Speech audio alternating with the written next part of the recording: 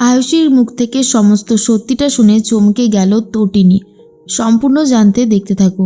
গল্পের শুরুতেই দেখা যায় পিকো বাড়িতে চলে এসেছে, আর বাড়িতে এসে দেখে চারিদিকটা প্রচণ্ড এলোমেলো হয়ে আছে। আর মনে পড়ে বাড়িতে যখন সবাই থাকতো ঘরগুলো কি সুন্দর গোছানো থাকতো। এরপরে পিকো দেখে রান্নাবান্না তো সব করা আছে, শুধু স্যালাডটাই কাটা নেই। তাই পিকো ঠিক করে স্যালাডটা কাটবে। তখনই চলে এসেছে তটিনী আর বলে, তুই কি করছিলিস? তোকে কে আনতে গিয়েছিল পা? কিন্তু পিকো বলে, না, আমি তো একা একাই চলে এসেছি।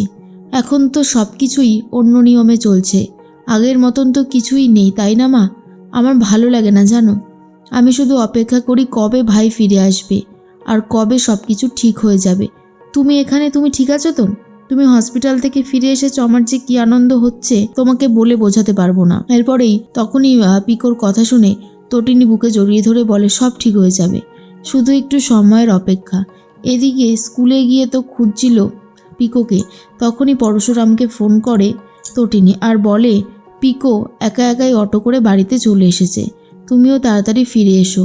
আর এটা শোনার পর পরশুরামও বুঝতে পারে তার মেয়ে অনেক বড় হয়ে গেছে, নিজের কাজ একা একা করতে শিখে গেছে।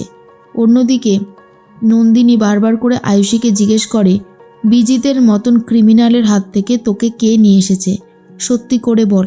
তখন আয়ুষী বারবার করে একটা নামই বলতে থাকে, অবতার। নন্দিনী বলে, শোন, এ সমস্ত আউফাও কথা বলে কোনো লাভ হবে না। তোকে শুধু যেটুকু জিজ্ঞেস করলাম তুই শুধু সেটুকুর উত্তর দে, এইভাবে চুপ করে থাকিস না। কিন্তু কোনো উত্তরই দিতে চায় না আয়ুষী আর বলে, আমি ফিরে এসেছি, এটাই তো বড় কথা হওয়া উচিত। কিন্তু না, এখন দেখছি তোরা অন্য কিছুকে বড় করে দেখার চেষ্টা করছিস। দেখ, এখনও সময় আছে, এখনও আমাকে এভাবে জিজ্ঞাসা করিস না। কিন্তু বাবিন বলে, বাট এটা তো প্রশ্ন থেকেই যায় যে অত বড় ক্রিমিনালের হাত থেকে তোকে কে ফিরিয়ে নিয়ে এসেছে। তখন আয়ুষী একজনেরই নাম বলতে থাকে, অবতার। এরপরেই নন্দিনী বলে, এটা কি বিষ্ণু সেই অবতার পরশুরাম? তুই কি পরশুরামের কথা বলছিস? আয়ুষী বলে, হ্যাঁ, ধরে নে তাই। এর মাঝখানে বাড়িতে ফিরে গেছে পরশুরাম আর বলে, তুমি ঠিক আছো তো তটিনী? তোমার কি আর কোনো অসুবিধা হচ্ছে? তটিনী তখন বলে, না গো, আমার আর কোনো অসুবিধা হচ্ছে না। এর মাঝখানেই পরশুরাম জিজ্ঞেস করে, আচ্ছা তটিনী, তুমি আমাকে একটা কথা বলো, হসপিটালের থেকে বেরিয়েছো অনেকটা আগে, বাড়িতে ফিরেছো একটুখানি আগে, মাঝখানে এতটা সময় তুমি কোথায় ছিলে? আর এটা শোনার পরেই তখনই তটিনী বলে, তুমি কি আমাকে সন্দেহ করছো? বারবার করে এই প্রশ্নগুলো করার মানেটা কি মিস্টার গাঙ্গুলি? তখনই পরশুরাম বলে, ডাক্তার বলেছে তোমার যদি এতটুকু আঘাত এখন লাগে তুমি সারা জীবনের জন্য পঙ্গু হয়ে যেতে পারো। তাই শোনাটা খুব জরুরি যে তুমি শেষ পর্যন্ত কি করছো, কারণ যেটা হচ্ছে সেটা ঠিক হচ্ছে না তটিনী। তোমার নিজের শরীরের যত্ন তুমি একদমই নিচ্ছ না। এরপর তটিনীকে ঘরে নিয়ে গিয়ে জামাকাপড় চেঞ্জ করিয়ে দেয় পরশুরাম, সুন্দর করে চুল বেঁধে দেয়। অন্যদিকে রান্না করেছে মাটন। পিকো তখন বলে, মাটনের লোভে ভাই ঠিক ফিরে আসবে, বলো পা। কিন্তু সবাই জানে লাট্টুর কথা হবে না সত্যি, কারণ লাট্টুকে এত তাড়াতাড়ি খুঁজে পাওয়া যদি যেত তাহলে তো হয়েই যেত। অন্যদিকে নন্দিনী কি করবে বুঝতে পারছে না। নন্দিনীর মনের মধ্যে সন্দেহর তীর বাসা বাঁধতে শুরু করে। এর মাঝখানে তখন দেখা যায় ফোন করেছে নন্দিনী আর বলে, আয়ুষী ফিরে এসেছে। এটা শোনার পর তটিনী খুশি হয়ে বলে, বাহ, এ তো অনেক ভালো কথা। ওই বিজিতটা তাহলে শেষ পর্যন্ত ধরা পড়েছে? নন্দিনী বলে, ধরা তো পড়েছে, কিন্তু সবটাই কেমন অবাক লাগছে জানিস তো। তখন মনে মনে একটা কথাই ভাবতে থাকে তটিনী, কেন হঠাৎ করে দিদিভাই আবার এই কথাগুলো বলছে। এর মধ্যেই নন্দিনী বলে, পরশুরাম নাকি বাঁচিয়ে নিয়ে এসেছে আয়ুষীকে, এমনটাই তো বলল।